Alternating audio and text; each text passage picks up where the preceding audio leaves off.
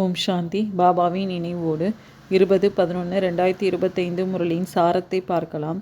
பாபா கேள்வி கேட்குறாங்க. இப்போது குழந்தைங்களாகிய நீங்கள் 21 பிறவிகளுக்கு குறைவற்ற பொக்கிஷங்களினால் எடை போட தகுதியானவர்களாக ஆகின்றீர்கள் ஏன்னு கேட்குறாங்க. பதில்: ஏன்னா பாபா புதிய உலகம் படைக்கும்போது குழந்தைங்களாகிய நீங்கள் அவருக்கு உதவியாளராக ஆகின்றீர்கள். தங்களுடைய அனைத்தையும் அவருடைய காரியத்தில் பயன்படுத்துகின்றீர்கள்.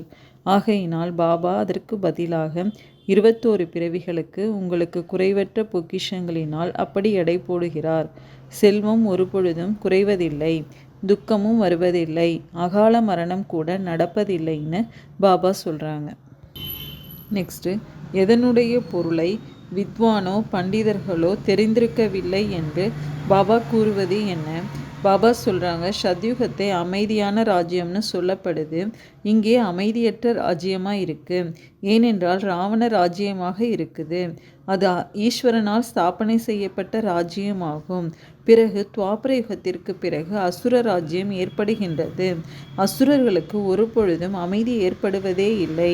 வீட்டில், கடையில், எங்கேயும் அசாந்திதான் இருக்கும். அமைதி ஏற்படுவதில்லை. 5 விகாரம் எனும் ராவணன் அசாந்தியை பரப்புகின்றான். ராவணன் என்ன பொருள் என்பதை எந்த வித்வானோ பண்டிதர் போன்றோரோ தெரிந்திருக்கவில்லை. நாம் வருடம் ஏன் ராவணனை எரிக்கின்றோம் என்பதை புரிந்து கொள்வதே இல்லை. சத்யுகம் திரேதாவில் இந்த ராவணன் இருப்பதே இல்லை. அது தெய்வீக ராஜ்யமாகும்னு பாபா ராவண ராஜ்யத்தை பற்றி சொல்லியிருக்காங்க. நெக்ஸ்ட்டு, யாருடைய தாக்கம் அதிகமாக இருப்பதால் அவர்களை எடைக்கு எடை தங்கத்தால் எடை போடுகின்றார்கள் என்று பாபா கூறுவது என்ன? பாபா சொல்கிறாங்க, இந்த சமயத்தில் பக்திக்கு எவ்வளோ வேகம் இருக்குது. மகாத்மா போன்றோரை தங்கத்தால் எடை போடுகின்றார்கள். ஏனென்றால் சாஸ்திரங்களின் வித்வானாக இருக்கின்றார்கள்.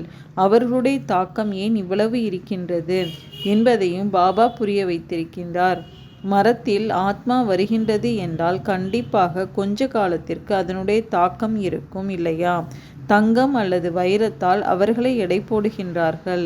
ஆனால் இவை அனைத்தும் அழிந்து போகின்றதுன்னு பாபா சொல்கிறாங்க. நெக்ஸ்ட்டு, தன்னுடைய செல்வத்தை ஈஸ்வரிய காரியத்தில் பயன்படுத்துபவர்களின் பிராப்தி என்ன என்று பாபா விளக்குவது என்ன? பாபா சொல்கிறாங்க, மனிதர்களிடத்தில் எவ்வளோ லட்சங்களின் மதிப்புள்ள வீடு இருக்குது. நான் மிகுந்த செல்வந்தர்கள் என்று புரிந்து கொள்கிறாங்க. இந்த பணக்காரத்தன்மை இன்னும் கொஞ்ச நேரத்திற்கு என்பதை குழந்தைங்களாகி நீங்கள் தெரிஞ்சிருக்கிறீங்க. இவை அனைத்தும் மண்ணோடு மண்ணாகிவிடும். சிலருடையது மண்ணில் புதையும். பாபா சொர்க்கத்தை ஸ்தாபனை செய்கின்றார். யார் இந்த காரியத்தில் ஈடுபடுத்துகின்றார்களோ அவர்களுக்கு 21 பிறவிகளுக்கு வைர வைடூரியங்களால் ஆன மாளிகை கிடைக்கும். இங்கே ஒரு பிறவிக்குத்தான் கிடைக்கின்றது. அங்கே உங்களுடைய 21 பிறவிகள் வரை வரும். இந்த கண்கள் மூலம் எதையெல்லாம் பார்க்கின்றீர்களோ சரீரம் உட்பட அனைத்தும் சாம்பலாகிவிடும்னு பாபா சொல்கிறாங்க. எந்த விஷயம் சங்கம யுகத்தின் விஷயமாகும் என்று பாபா கூறுவது என்ன? பாபா சொல்கிறாங்க, கிருஷ்ணருடைய வாயில அவருடைய தாய் வெண்ணெய் உருண்டையை பார்த்தார் என்று காட்டுகிறார்கள். கிருஷ்ணர் சத்யுகத்தில் பிறவி எடுத்தார். அவர் வெண்ணெய் போன்றவற்றை சாப்பிட மாட்டார். அவர் உலகத்திற்கு எஜமானர் ஆவார். ஆக இது எந்த சமயத்தின் விஷயம்? இது சங்கம யுகத்தின் விஷயமாகும்னு பாபா சொல்கிறாங்க. நெக்ஸ்ட்டு, நாடகத்தின்படி இப்பொழுது என்ன நடக்கின்றது என்று பாபா கூறுவது என்ன? பாபா சொல்கிறாங்க, தியானத்தில் ஆத்மா எங்கேயும் செல்றதே இல்லை. ஆத்மா சென்று விட்டது என்றால் சரீரம் அழிந்துவிடும். இவை அனைத்தும் காட்சிகளாகும். சித்து விளையாட்டுகளின் மூலம் கூட இப்படிப்பட்ட காட்சிகள் ஏற்படுகின்றன. இங்கே இருந்து கொண்டே வெளிநாடு, நாடாளுமன்றம் போன்றவைகளை பார்க்க முடியும்.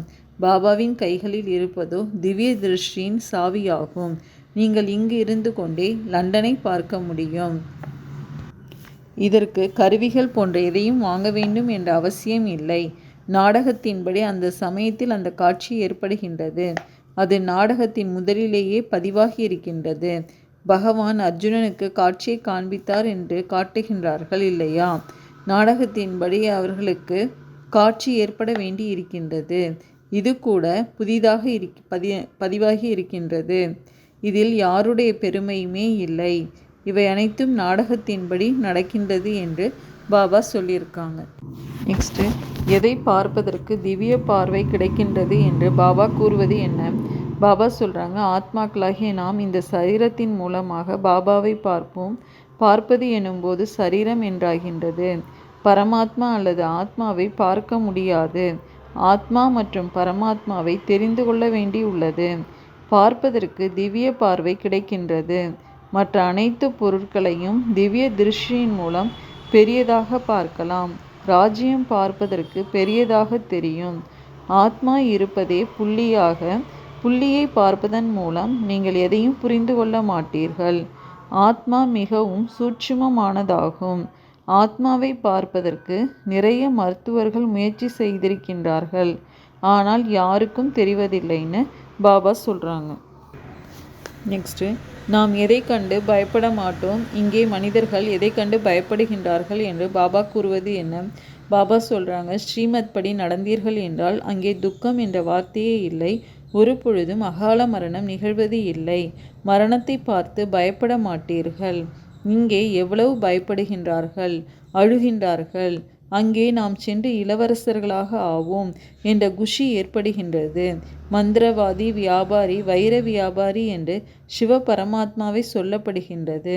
உங்களுக்கும் இப்படி இளவரசர்களாக ஆவீர்கள் என்ற காட்சியும் பாபா காட்டுகின்றேன்னு சொல்லியிருக்கிறாங்க. நெக்ஸ்ட்டு, சிவபாபா யாரை தழுவி கொள்ள முடியாது, உங்களை தழுவி கொள்ளுகின்றார் என்று பிரம்மபாபா கூறுவது என்ன? பிரம்மபாபா சொல்கிறாங்க, நீங்கள் இளைஞர்களாக இருக்கின்றீர்கள்.